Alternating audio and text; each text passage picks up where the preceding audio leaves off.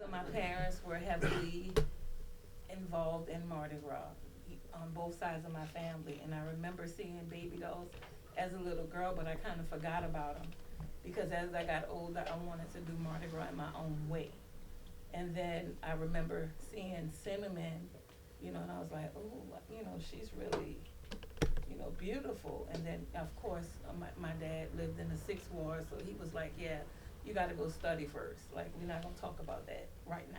You got to history and know why you wanted to do it. So, I was always defiant. So, shortly after Katrina, I ran into Melissa White, um, and I became one of the baby doll ladies.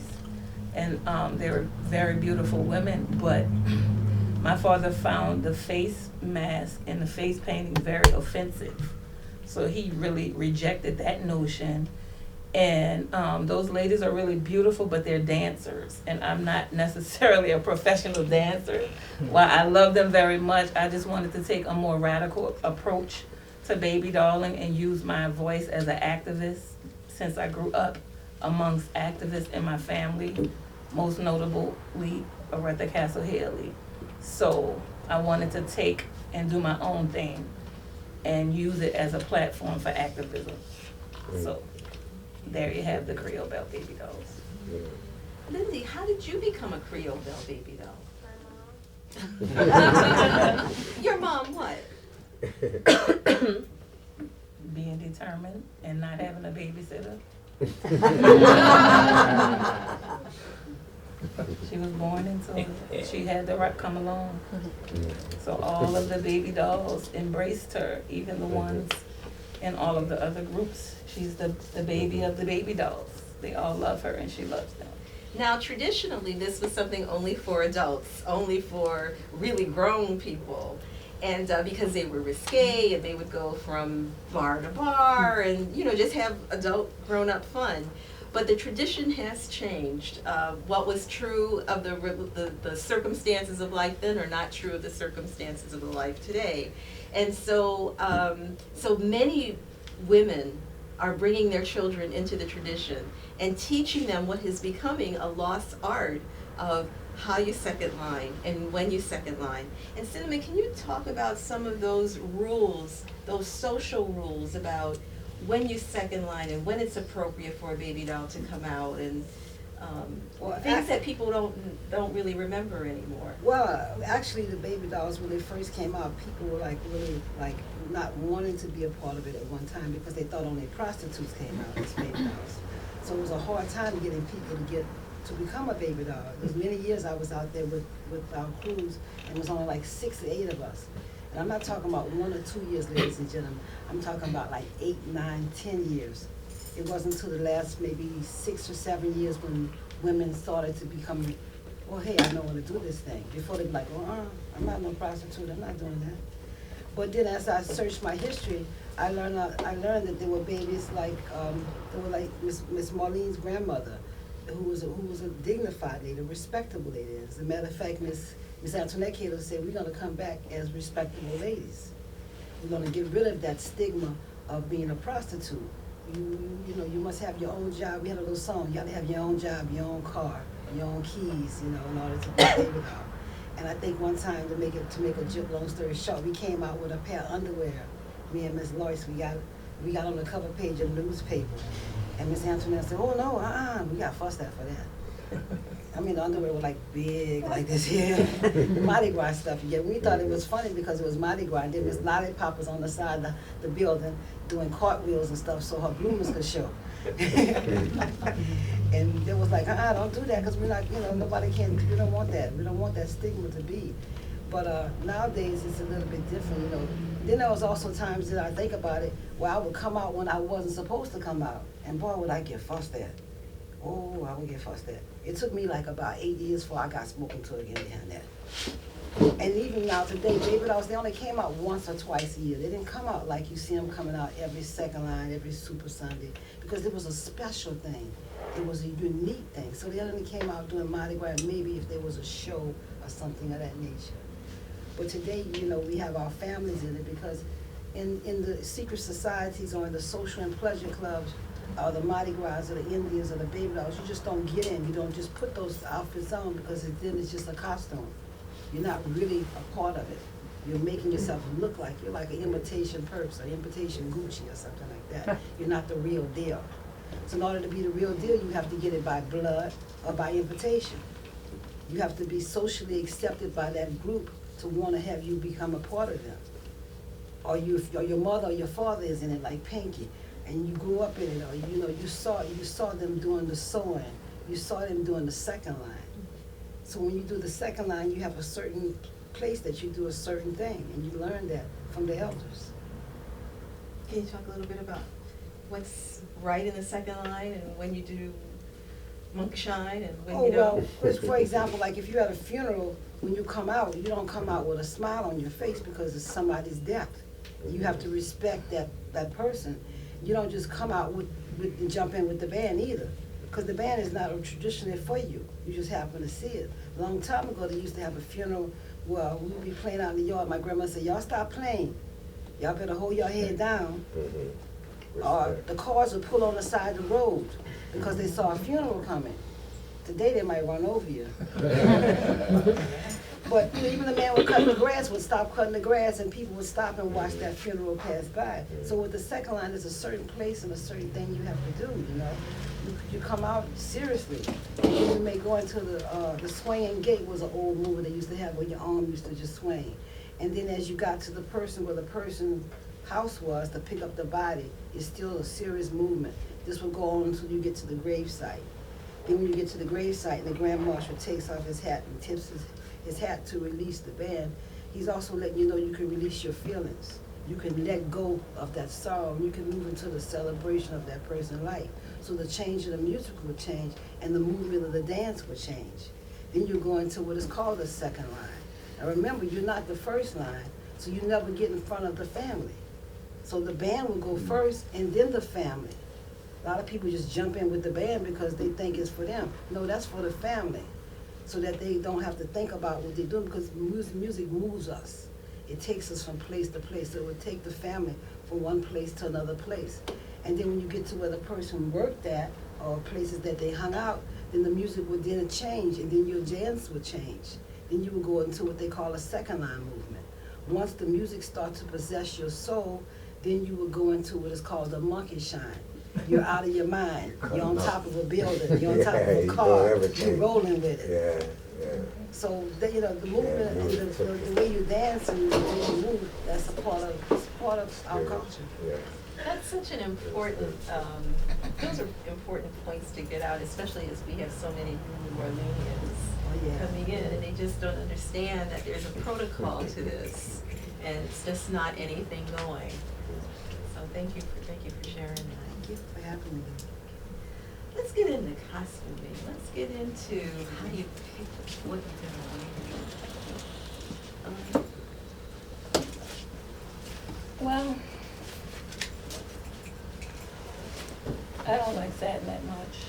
No disrespect. I just, growing up, my mom and my grandmother just these ribbons and ruffles, and you can't get dirty. You can't.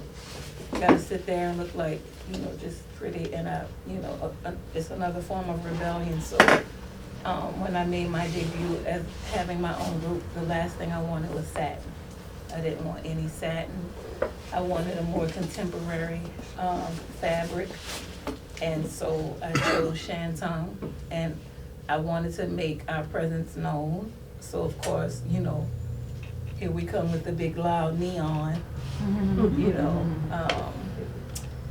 and I didn't want, it to be just gaudy. I wanted to just take a gradual approach, but, show our presence. So it's progressing as time goes by, but, I put pink and satin. Do I not heard what they did to me?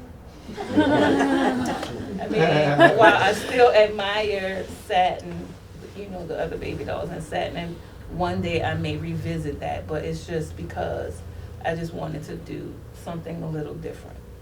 What do you consider a complete Babydoll outfit? Well, you have to have your gloves and your garter and your parasol, your umbrella. I wear a bow, but I know bonnets are important too. I'm not ready for a bonnet yet. But a bonnet, and I mean, bloomers, like you gotta be able to have those bloomers on. So that's what completes a baby doll costume for me. But again, as I've stated, my platform is more about activism and preserving the culture of the community, especially for my daughter. So my intention is not necessarily focusing primarily on the costuming. It's the message in it. So I'm not trying to change it. What are some of those messages? Well, first of all, gentrification is no longer a threat in this city, it's real. And it's very important to preserve things as they are supposed to be. And that's the part I believe in as it relates to following tradition and telling it like it really is about second lines and the nature of the baby dolls, the why, which is breaking race and gender barriers. That's what the baby dolls were given birth from. It wasn't about prostitution. It was about them taking a stand and breaking down these barriers. So we're here today, we're standing on the backs of those brave women.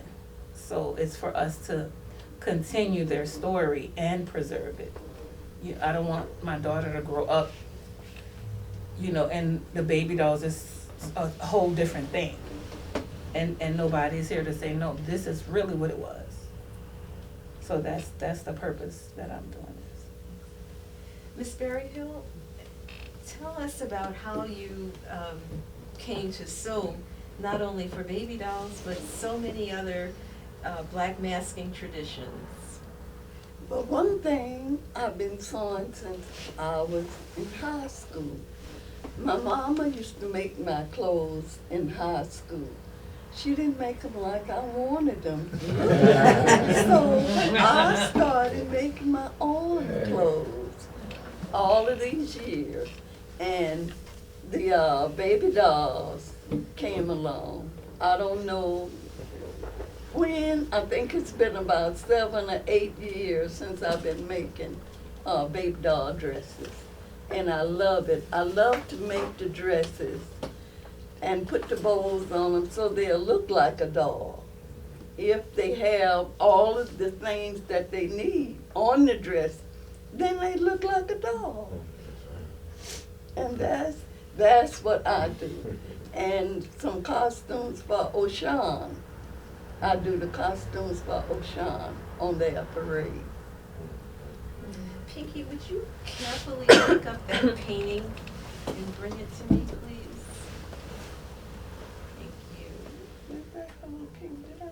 You made that little pink dress that's hanging up there. I made that little pink dress. So Merlene, baby doll Merlene is the one who introduced me to Miss Berryhill. So baby doll Merlene, I think she discovered Miss Berryhill. Yeah. So let's have that noted for historical purposes. So this is a painting of Merlene Kimball, who's a gold digger baby doll. And it was done by Merritt Harding for the exhibit called Contemporary Artists Respond to the New Orleans Baby Dolls. And this beautiful costume was made by Miss Berryhill. Right. So Miss Berryhill, tell us about sewing this particular costume. At that time, they had, I think, about maybe 8 or 9 baby dolls with the blue on. Mm-hmm. And this was some of Vanessa and her mother, Eva, and Cato. What is his name? Cato was living at that time, and we had a lot of baby dolls. We didn't just have the black baby dolls, we had the white baby dolls at that time. And I made dresses for all of them. Okay, is there anything special that you like to make sure that the baby doll costume has? Ruffles and bows, even on their bonnet. And she loves her bonnet. So I always put some kind of bow on her bonnet. And I like to put ruffles and bows on the sleeves. If you look at Kim's dress, it has the bows. It does not have the ruffle, but it has the bows. And that's my thing. They can see when I make something, they always say, "Oh, Miss Berryhill made that because it has the bows." little bows. I love the little bows on. All right, Cinnamon, you have a very distinct style, and your style has been evolving over time. Tell us about your style. Well, my style had a tendency to change because when I first came in, and I felt, besides my daughters were there, that I was the youngest baby doll. So I couldn't get any, I wanted to have some girls my age to come along with me, so I said, well, I gotta do something to this suit. I mean, I like the bows and I like the ruffles, but these shoes is killing me. It's ugly, and these bonnets is just, I just can't take it. So I started to do little things that they would allow me to do to change the costume. Little did I know they had the rest of the world watching me. Because every time I try to do something, they would have someone come behind me and just try to do just a little bit more. So, for example, when I first started out designing the bottles, we would just go to the store and just get a baby bottle, and get a pair of gloves, and I would just stick a little something, one thing on it. And so every year I would look around and I see the other girls would have it, so I noticed that this costuming thing is getting kind of competitive. So I would add a little bit more to it, and then a little bit more. And this went on for maybe about 10 or 15 years, and so the bottle ended up starting looking like this. There was just no room else to put anything else on. I even went down to the bottom. There was just nothing else to change on it left, and I had to stop because even with the clothing, you know, and they say, well, if you put less clothes on, then you're gonna get older, and they're gonna have younger women come in, their body's gonna be a little bit cuter than yours, and that's just not gonna work. So I had to keep the costuming very traditional. But I started to do my shoes. And then after I started doing my shoes, I started doing the umbrella. And then I started doing the outside of the umbrella. And I started to do the ball of the umbrella. And I said, well, golly, they still trying to follow me. I gotta get better looking than them. So I would go on and I would add stuff and I would start to do the little glow-in-the-dark dots, you know, just so they wouldn't know that I was doing it. So when I turn out the lights, my umbrella will glow. And then I would continue on, so I said, well, wait a minute, I gotta get more creative than this. So I would buy a white umbrella. You guys didn't know this was a white umbrella. So I would start to paint the umbrellas. And I said, well, and I looked again, I said, well, no, they got that too. So I said, well, let me go ahead and just start doing the handle of the umbrella. So I started decorating the handle of the umbrella, as you can see right here. And little did you know, I looked out and a few of them had did the same thing. I said, well, if they're hard, man, let me go on the inside. So right now, I really don't have any other places that I could decorate on the umbrellas. But last year I stripped them. I put some tassels right up here. So, you know, costuming has been quite enjoyable to me, and now I've added the ribbon to it, and I started painting the stick. So there's not much more that you can actually do to that umbrella, I don't think so. Well, I did add the pearls, and I did them one by one. I want y'all to know, because I'm spending time. But doing the costuming has been quite enjoyable, and watching ladies like Miss Berry do the costume. So throughout the years, as you notice, if you look at the pictures, you'll see that we started off with a basically satin dress. And nowadays, you'll find the ladies will decorate the top of the gloves, or they'll decorate the socks, because of the fact costuming has become somewhat competitive. But most of all, I try to keep the suit traditionally as what I was told to wear, with the satin dress, with the bloomers underneath the bottom. Oh yeah, I did add something else. I went on and added the cane syrup up underneath the bloomers, so that my dress can poof out a little bit more than the rest of the people. And besides the shoes and the stockings and the gloves, then I started to add a little jewelry to it. Then I started to make sure, so Miss Marlene got on me one day, she said, Miss Cinnamon, what are you doing? She said, I done created a master. So I had to slow it down a bit because I found that when we started with the Stones, we went to one event with Miss Kim's and I had started with the girls of putting different things on their suits. When we got there was just no more room to put anything else on the shoes. They had diamonds and everywhere. I said, well, wait a minute, y'all losing it. We're about to lose the culture because it's not just about looking pretty and shaking your butt. It's also about women helping each other, women sharing ideas.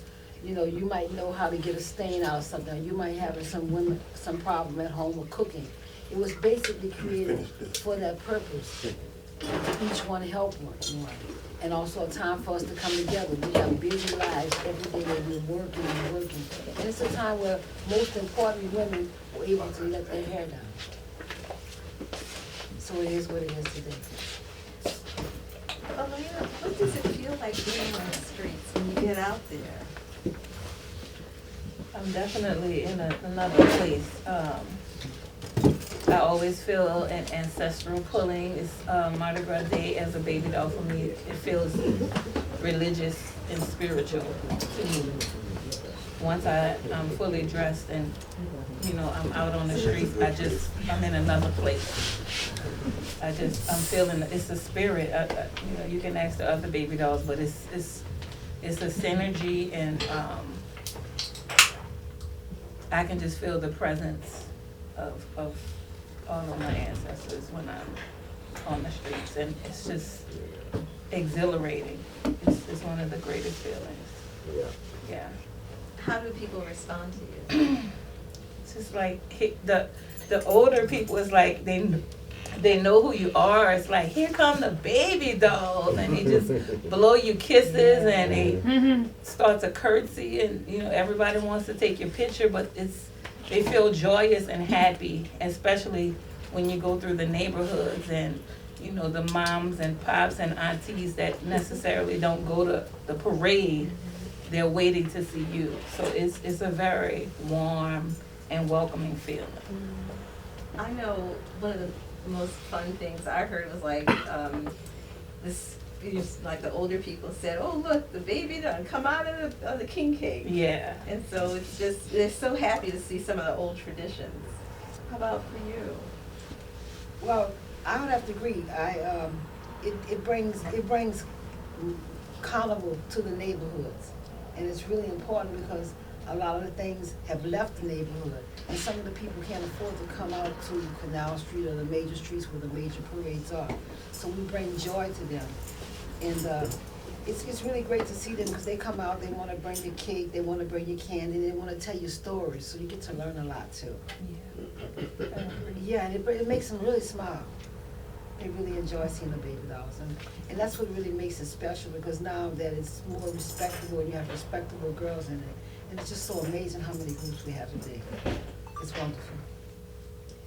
Miss Berryhill, what's it like for you watching all these dolls and all these creations come to life? I love it. I think it's one of the most beautiful things to see a lady dressed like she dressed when she dressed.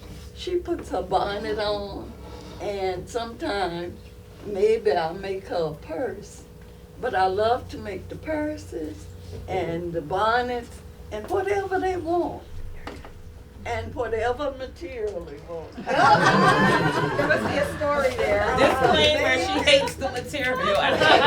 She hates it, so I'm gonna end up in satin. I make it out of the material. She hates that material. Did I make that? You made that one, but you just didn't like that material. I thought I It made gave her a that. hard time. So I made The one on display. She made both of them that's on display, yeah, because your little bows are on them. right. The her dress Yes, when she ma'am. was a little girl. And I love it. I love making dresses that'll make the ladies happy. I love you too, Miss Berryhill. Yeah, I love you too. I like the bows. Yes. Any of the baby dolls want to add to what it's like being out there, or how you choose your costume. This will be my third Mardi Gras excuse me. This will be my third Mardi Gras. Masking as a baby doll. And so it's a joy and a passion and something that brings me so much happiness. I've made some dear friends, and it's a sisterhood, and we all come together once a month and bring each other joy. Like Cinnamon was saying, we trade tips, we give each other advice, we break bread together, we dance together, we have a really good time. So I like the bonnets and the lace and the bloomers, and I didn't have a lot of baby dolls when I was young coming up because my parents had 7 children and it was hard to, put food on the table, so I didn't have baby dolls. So for me to be able to dress as a baby doll, that brings me a lot of happiness. Thank you.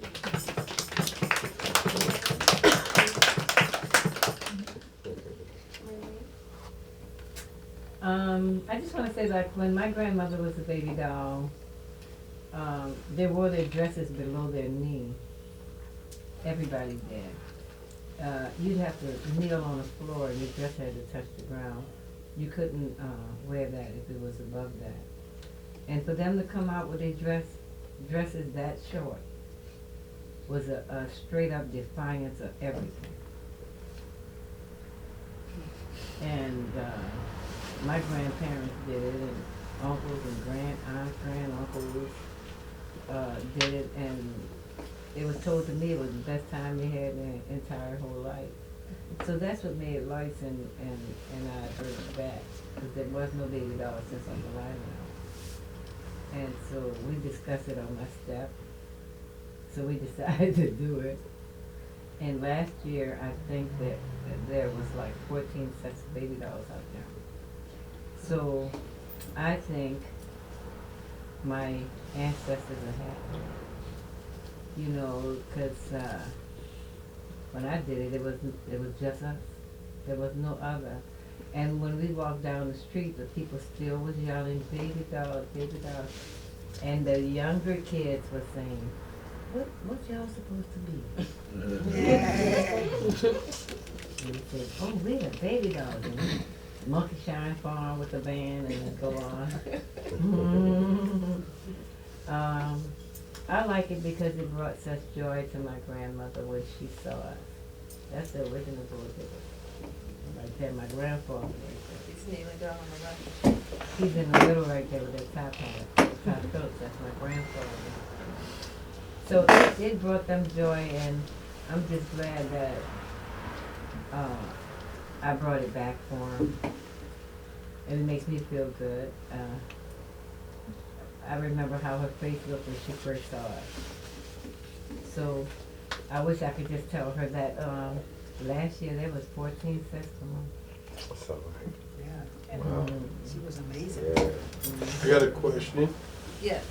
You said the tradition back when your grandmother, the dress couldn't be, had to be your knee length. What year era that was? That was in the 20s and all. Okay. Because I know my grandmother was a baby doll in 33. Okay. And Joycelyn's aunt, that was 1920. The picture of her on there. And that same one is from that same era. Good. This one here. And why I'm questioning that is there never was a conversation between me and my grandmother. Kim knew about my grandmother. My grandmother passed at 108 2 years ago.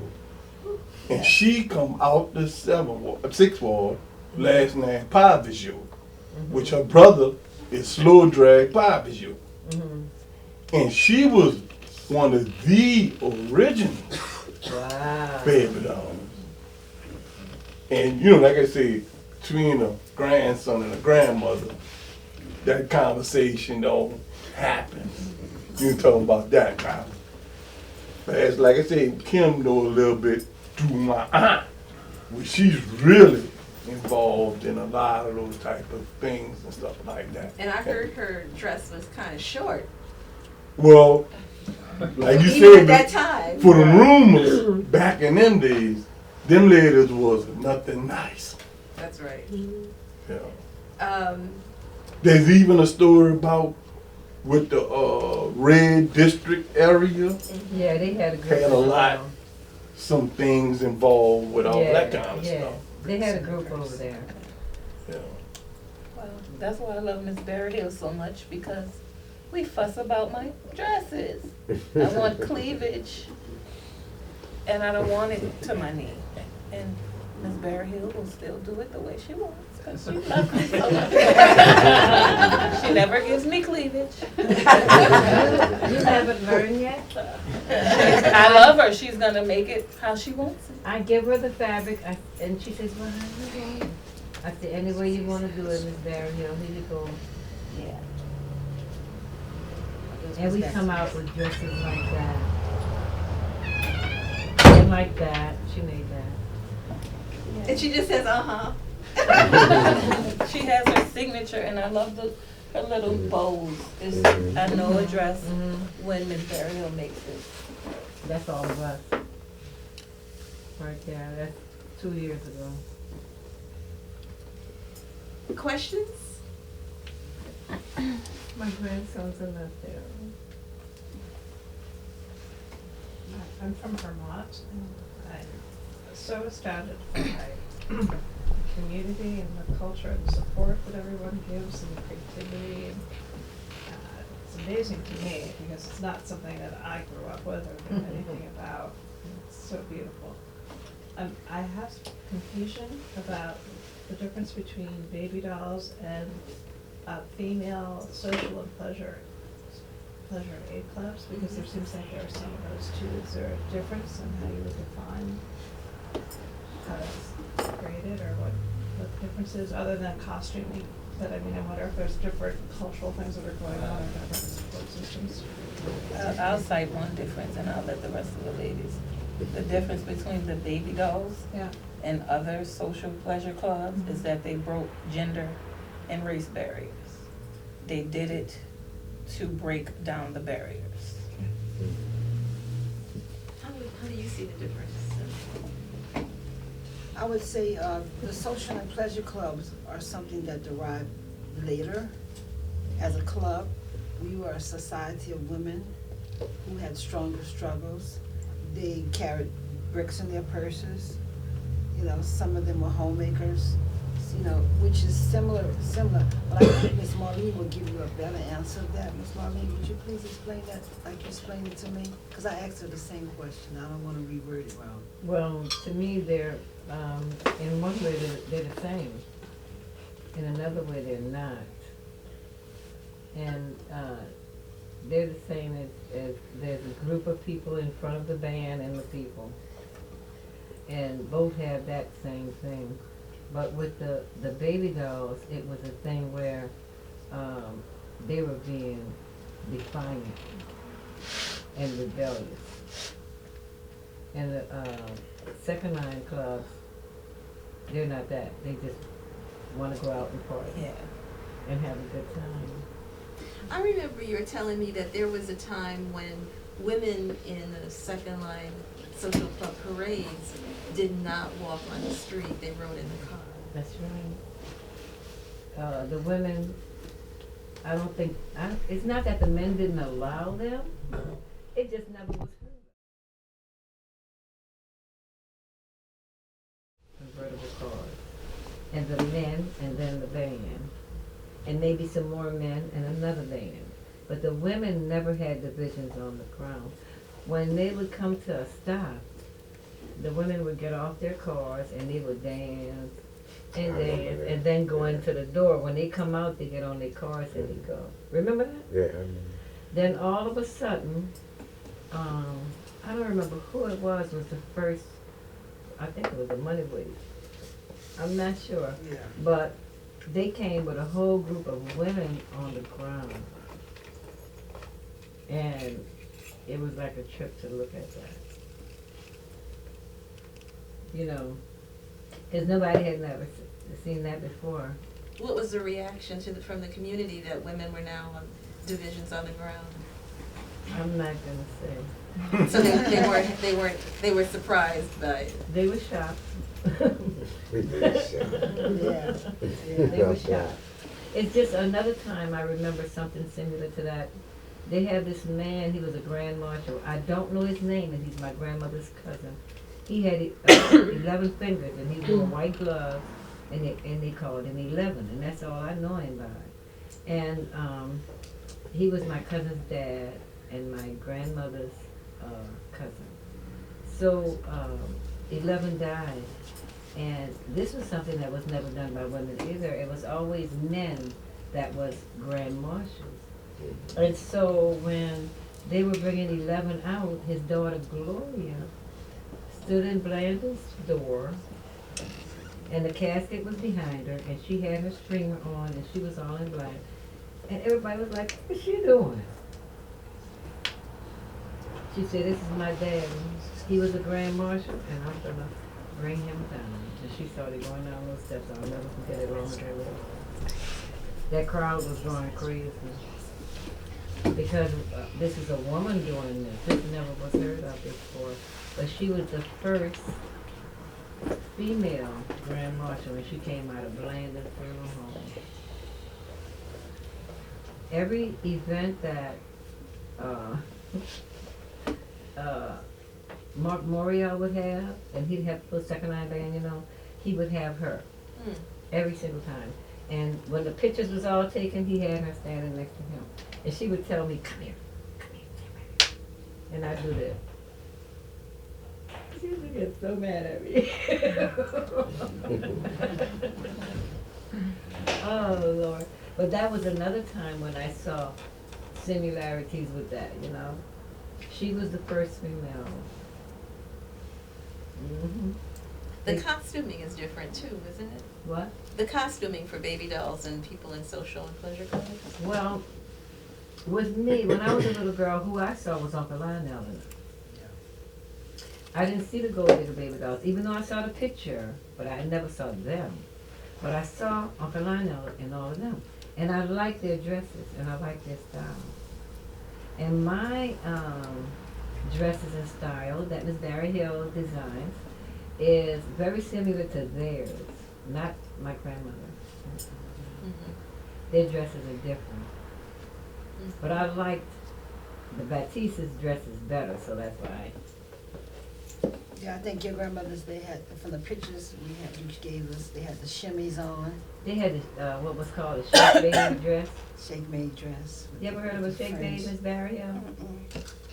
Miss Berryhill, you stayed inside a lot? I wasn't born here. Oh, okay. I didn't grow up here. Well, it was like a shift dress, and it had the ruffles around the bottom. And you shake your shimmy. Yeah. Because you couldn't say shaky booty. Shake your And it shimmy. was above the knee, right? Mm-hmm. Oh, yeah. They Well, were. I remember Goo having a short, her dress was a little above her knee. Mm-hmm. And but she was saying like you said, the story about the women that everybody looked at them back in the days like prostitutes. It's like the Indians. Right. Like we was known as they said we was a bunch of guys that just get drunk and loaded and go out there Mardi Gras Day and just fight with everybody and swing hatchets and all that. But after they found out all the work that was involved with it in making these costumes and putting these costumes together, they realized that, you know, that this is an art, that these guys are artists, you know, they designers, creators, and, you know, I heard y'all talking about the social and pleasure clubs versus the Babydolls. It's totally different. The social and pleasure clubs those clubs are formed to, they got away from it, but the social and pleasure club was for to help people pay their rent. Like everybody that was involved in the club, you know, they pay their rent and they pay their bills, and they, you know, they didn't parade like how we parade on the street now. They call the social and pleasure club, you know, they think everybody parade, but it wasn't like that. They started the second line like they call it, and and going back to the traditional thing, I remember that even the musicians that died, like playing in the Olympia brass band, that they immediate family didn't want no jazz funeral for them, even though they lived to play music, and they, you know, their immediate family didn't want that when they died. They didn't want these guys playing music you know. So a lot of the traditions, a lot of it was broken in a way, you know, and then so they started realizing that when they have the jazz funerals, that it helped the families grieve less. You know, like Cinema says, it's a time when you get in front of that band and you smile. It's a time that you get in front of that band and take your hat off and you march and you do that funeral march. And then when the band proceed to the song that they want to do or go with the family traditional thing to do, then that's how that's how you handle that. When they start playing the music, the uproar music for you to dance, you can dance. When they playing that tap and it's real serious. So that's what kind of like, you know, and like I said, I remember Mama Goo, she told me a lot of stories, but it was so, you know, long ago, you know, but Mama Goo was the only baby doll that I knew, you know, and I knew in my dad in them days, Mass, and it was like the Indians, like, it was passed on to me to be a chief from my dad, and so it's the same way with the baby doll thing, but I never knew how the baby dolls work because I'm an Indian, I'm a chief of the Mardi Gras Indian tribe, Flaming Arrow. So on Mardi Gras Day, you know, Carnival morning, all we knew it was just to put these costumes on and we going out there and, you know, anything. We might not even make it back home. Uncle Ricky will tell you that. So, you know, so just for the book, you know, respect. I didn't really know about the baby doll till Mama Goo. That was like in the 70s. Right. And when I was talking to her, and she would tell me about the tradition of the baby. Her grandmother and them, like Marlene said, way in her 20s, I guess, you know, 1920. I don't know. I was born in 59, so I can't go that far back. But I know far the traditional Indian costume making. My mom was a seamstress. And Denise Trepanier, she got to be a good friend of mine because she helped me to sew on my costume in 78. You know, and she wasn't a baby doll then. The baby dolls she wasn't even thinking about being a baby doll back then. There was no baby doll then. You know, like I said, back then, Mama Goo was the only one I knew because we had the Treme Lounge in 1978. So Mama Goo was there and she was telling us. And when she wore the white, that was her first time coming back. Yeah. Because her grandmother and them did it, you know. And she was telling me about her grandmother and them and, you know, all the older baby dolls. And like Marlene said, back then, they thought it was just a lot of prostitutes or whatever, but it was their way of celebrating Carnival. You know, we celebrated Carnival a whole lot of different ways. It wasn't just the Indians, the ones that wear the feathers, because people were scared to go around Indians anyway, because they was like, you know, you can't go around that, you can't wear that costume. Uncle Ricky will tell you, he knows. You know, it was a selective few. Either it was in your family and it was brought up in your household, or you know, one of your cousins or first. Other than that, like, you couldn't wear a costume, period. Yeah, it was in my genes that I couldn't escape it, I couldn't get around it. My grandmother and my aunties, all of them were baby dolls, you know, and on a Mardi Gras Day, they would be out there. That's all you could hear. I know you, Mardi Gras. Mm-hmm. You know, that's that was Mardi Gras. That Yeah, was the way yeah. they would greet one Celebrate. another. Mm-hmm. I know you, Mardi Gras. Yeah. And my daddy was Indian. He was original 8-ball hunters, monogram hunters, up to the yellow poker hunters. You know, so I couldn't escape it in no kind of way, and I learned to love it, you know. And they always was the Indians and the baby dolls, you know. And until the day I loved it, you know, and I don't have no intentions on stopping it, that would have to stop it All for right. me, you know. But, that's the way I feel, you know, and regardless of. I just want to add a tidbit to what Big Chief said about the social and pleasure club. Not only that these guys back in the days would help each other out, it was a big thing to help bury Yeah, these very men. families. Right, exactly. Because yeah, that's what I wanted which, to say. you know, it wasn't as costly now to bury somebody. And the Young Men Olympians, I believe, is the only one Yeah. that has a tomb and a crypt. Yeah. Where they Yeah. buried their own in that Yeah. tomb and crypt. They one of the oldest clubs. Right. Yeah. It was them and the Jolly Bunch. Yeah, but they Yeah. Bucket Man. Yeah, Bucket Men and all And that. those type of things. They did their little celebration, but there was more to help one another than what they do today. This is Mama That's- Goo that Big Right. Chief was Yeah, this referring Mama to. Go Okay. here. Yeah. And that picture's outside the Caledonia, so that's an old building right there. Right. But she was serious about the baby doll. Like, Oh, yeah. it wasn't no joke with her, and you had to be dressed right, and you had to respect, you know, what they was doing. And you had to, Right. yeah. She didn't play. I mean, Mama Goo would cuss you out, and From A to Z. yeah, and don't break no traditions. You don't do none of that with her. You see Yeah, how the line she down was- in them? You see how they dresses are made? You saw that? See those second dolls? That's the dresses that I like. That's the dresses that I make. Okay. Well, Miss Dario. And even go back further, like Big Chief kept saying about the Indians. Back in them days, it was like a cover-up. And I'm going to go back story that I've been told. Say if me and Kev have some differences. You know, not like the day they act out at any minute, at any time. On Mardi Gras Day, it's going to be that I'm going to get him. Yeah. On Mardi Gras Day, because that's what families were so afraid of masking Indians that Right. they leave that morning. Yeah, you They might not make it come back. home that night. Yep, that's right. Because I know I'm going to see Kevin somewhere. Yeah.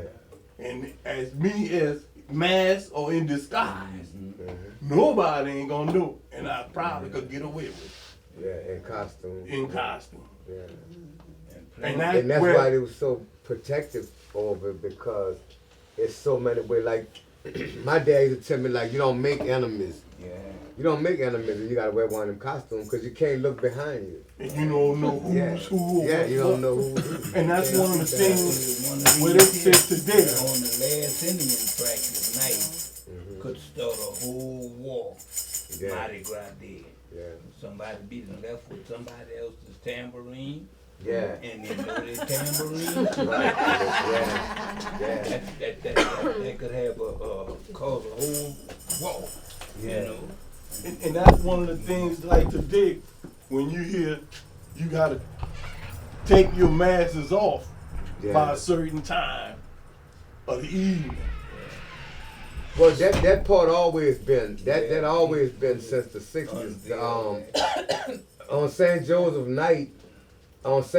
night, you take the you can take the suit off. You can walk on the sidewalk. You can walk on the sidewalk, but you can't walk in the streets.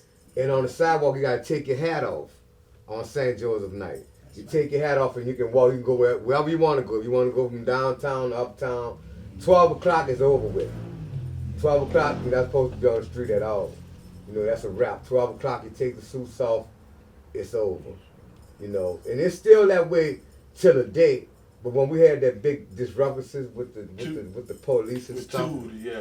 yeah, with Tootie died for, you know, yeah, he died in the chamber, you know, for our rights, you know, because really like Mardi Gras, Carnival, I'm gonna say Carnival, Mardi Gras, that's new to me. I grew up in the days when it was Carnival, and Carnival morning, you know, where you see the skeletons out there at 4:30, 5 o'clock in the morning, you don't really know what's going on, and you know, they roaming the neighborhood like real skeletons, you know, and then you see the wild man come out, and then the wild man, he running 5:30 in the morning, he might run from downtown to uptown. especially Loco, when Loco was wild, man. This little cat here was like, you know, he was a boxer already, so he had a lot of energy. You know, and he would run from uptown to downtown like it ain't nothing. That's local, yeah. You know, yeah, looking for tribes. Be like, nobody came out yet uptown, chief. You know, and he be made it back down before 7 o'clock in the morning. So, the kind of dedication that they have for our culture, because there was so many guys that, you know, that couldn't match, like, you know, like she was saying about the Babydolls, you know, her first time or whatever, the parents didn't let them do it because of the negativity that they heard. But it wasn't nothing but a lot of negativity, though. You know, it wasn't the Indians, because then the people realized, they'd be like, well, okay, if they can make these nice, beautiful costumes and mass on the street on Mardi Gras Day, you know, somebody got to be lying somewhere. They can't be doing all this wrong if they're making these beautiful suits and putting them on the street. No way they could go out there and look for trouble. And it's not the Indians that look for trouble. We wasn't the ones, you know. And them costumes is like, this a different suit, but them costumes is made that you could cut one string on that costume and it's over. The whole hat fall apart. Like this thing here, the whole one string, everything fall apart on it. Hit that drawstring. You hit the drawstring and it's over. So you had people that were protecting that. You had people with a light. It don't take but one flick of a flame. It don't take but a cigarette. But for somebody to pluck a cigarette on that hat, and it's gonna be gone in 5 seconds. It's gonna be over with. Let me ask you, what do you all do with your costumes at the end of Mardi Gras? And then year after year? You wanna go first? Yeah, I mean, for archiving and historic purposes, I don't throw anything away. I just bag it up. Good. I have it all labeled, and it's ready. And I'm not gonna. I'd rather donate it to a museum or something. I mean, the city lost too much of its history after Katrina, so I want to make sure that it's preserved. So I save everything. Yeah, that's good. Right. I would agree with y'all. Do the same things with the suits. I heard many stories they had. And speaking, we're glad they have the Indians in the house to accommodate us. But there were many stories that I was told about how the Babydolls became with the costumes. One of the stories was that they had ladies who helped the Indians make the costumes, and when the Indians left out, they said, well, we got to get out this house because we weren't allowed to get out here, so we're going to go out the house as Babydolls. I can believe that. I can get that. Speaking of the violence back then, women, they didn't have guns, so they would have bricks inside those purses. Okay. So you'll see pictures, they'll be running around because they're going to hit you in the head with that brick to protect their families and stuff. So I don't have a brick in here, though. No weapons. No weapons. And then there were times like when Miss Marlene was coming on, she told me that the families would get material. You didn't have material stores like you have today. Yeah. So they would have a truck pass by. Uncle Lionel told me the story. Okay. He said they would have trucks pass by. So different groups or different families would get a whole boat of material and they all would make their suits from that one boat. Now, not everybody had the same looking suit though. There's a picture, I don't know if you have it on there, from 1924 with Miss Marlene's grandmother on there. And some of her family members, some of them had the shimmy suits. Some of them had culotte dresses on. Some of them had dresses with fringes on them. But they all had the same material. Okay. Same fabric. It's the same fabric.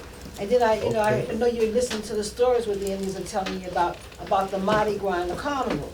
Well, I didn't know anything about what Mardi Gras was until I got older. I knew what carnival was because I came from a religious background. And it was called the Goon Goon from the African tribe, a religious procession. And reason why Tony Montana was trying to explain inside the courtyard, what we do, we religiously do this every day. The bones and skeleton men come out, they represent Baron Samedi, Saint Expedite. He's the knight. So they go out in the morning time and they pray for what is to come. They drink and they wear top hats. They wear a pair of sunglasses with one lens in to see the living and one lens out to see the dead. They have a cigar, and mostly a man whom that spirit enables, or rides, as you would better say, is he's probably drunk. Now that spirit does ride a woman sometimes too. And they say that's when she's pregnant. She said they have 1 foot in the grave and 1 foot on earth doing birth, and we all heard those stories.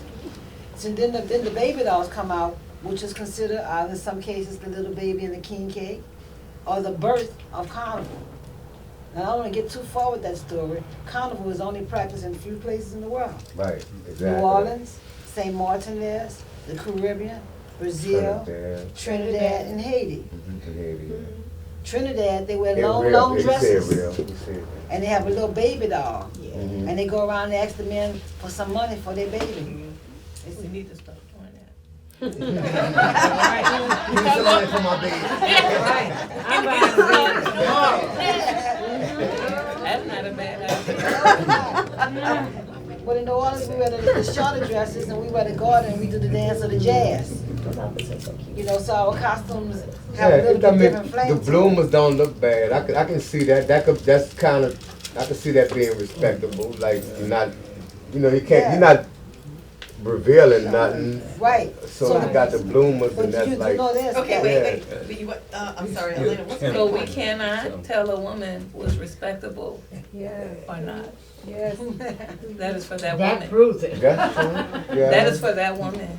And I am not a traditional woman, but I am respectable. Right. So you may respect is the greatest see thing in the world. me acting we don't worry about, in like a she said. non-traditional way. I'm Well, just saying this carnival- for credit purposes. Well, guess what? But I do get it. I had to grow up that way. Yeah, Carnival, Mardi Gras Day, whatever you call, whatever it is, but it's no. I don't think they. Matter of fact, that's a day you don't even have rules. You don't have no rules that day. There are some rules Now, though. I don't know Well, what the Pee on traditional. the Mardi Gras Day. Nowhere to pee. I'm just poking fun. Yeah, but There are yeah. rules. There are rules.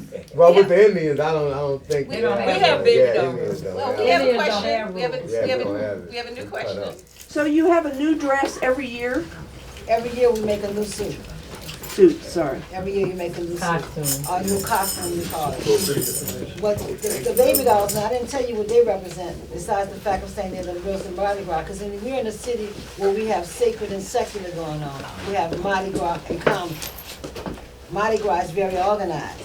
They often wear the same type of costume. They often go in the same direction. They often have to have what is called a permit, because it's not a religion. Things that are religion, you don't have to have a permit. So you know when they're gonna start, you know when they're gonna stop. But what we do is carnival. So, and as you know, in those other countries that I mentioned, it's very flamboyant. They have many, many different colors. My spirit, you know, we follow what our elders say. So the elder spirit might say, go this way. Or I feel it ain't right, we shouldn't go this way, we should go the other way. So it's a little bit different. At the same time, it's a similar culture that's going on. So they are the birth of Mardi Gras. They represent a spirit called Saint Anne. And in some cases in Haiti, they say Oshun, which is created the mother of children. From that, then you have what is called the Indians. They come out in their costuming, and they represent the communities. So you have a 6th ward here, or the 7th ward group here, or the 9th ward group here. So the costuming has a tendency to change as according to what the elders feel. When I first came out as a baby doll, Miss Marlene would choose our colors. She said, well, I feel you need to be in this and you need to be in this. Well, everybody picked their own colors. And then they had We their own different colors. And everybody had different colors. Nobody had the same color. It wasn't like we were in an organization or something. You had your own color. Well, the baby dolls are the mothers of the street. We're Mardi Gras royalty, and we reign in the streets. We own them. We're Mardi Gras royalty. One last question. Look, to add on to something Cinnamon said about, and I don't remember where at, in the Haitian culture and the asking for the money. Like I said, back in the days, these ladies had little drawstring purses, satin purses, and they was out there hustling dollars for the parades as they go place to place to place. That's true. That's true. That's why I got my purse today. I think anybody will still take donations. All of us do. Can I just sneak in a question really quick? Sure. It's, I guess, mostly for you. I just was wondering if you would talk a little bit more about, like, this idea of respectability and, like, what it means to you and how you like to push back against it. I'm just curious. It's not that I'm pushing back against anything. I'm just being true to myself. I respect all of these baby dolls that's present here. All of them, we all have the same ancestors, so I respect them. At the same time, I have to be true to what's in me that I need to express through the baby doll culture. So I don't see it as respectability or disrespect. I just see it as what is. But nobody gets to define you. You know, nobody can say because you come out one way, you know, you're a good girl or a bad girl. I'm all of that. Yeah. I'm all of it. I own it. Girl, bad girl. I'm all of it. Sometimes, yeah. No apologies. At least you're honest about I it. mean, I'm not perfect, so I mean, Yeah, you should, you know, look at me and admire my beauty and listen to my platform, but don't look at me to fit a certain mold or to speak on a certain religion or to be a certain way, because you'll be disappointed. I'm just gonna be me. Or use the term stereotype. Yes, I'm not cookie cutter.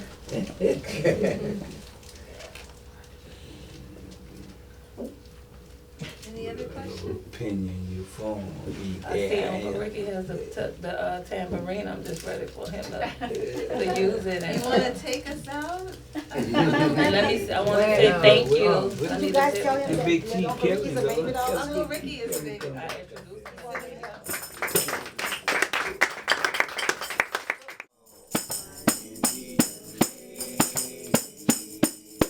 Oh, mighty grandma, and when the millions come on, the mighty body.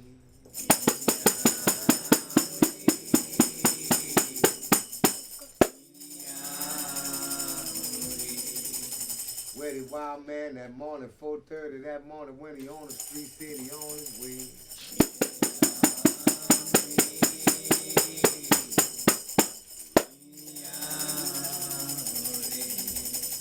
Said we all.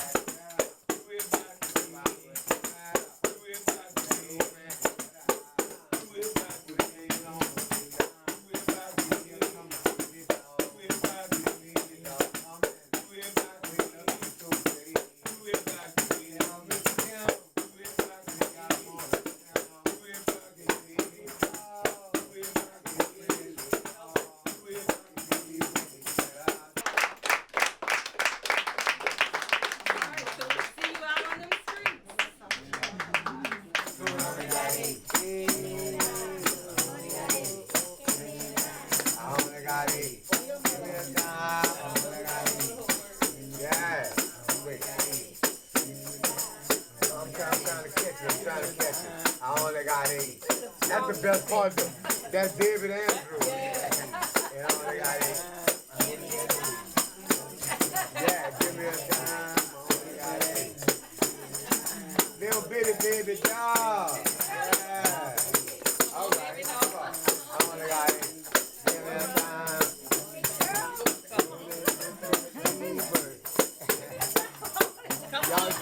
Y'all rockin' to the Little Queen song. Give me a dime, all that I need. Give me a dime, all that I need. 4, 7 more, 8 more, 9 more. That's downtown. That's 4, 7 more, 8 more, 9 more. That's downtown. That's the baby doll. That's the little baby doll song. All right, remember that one. Oh yeah.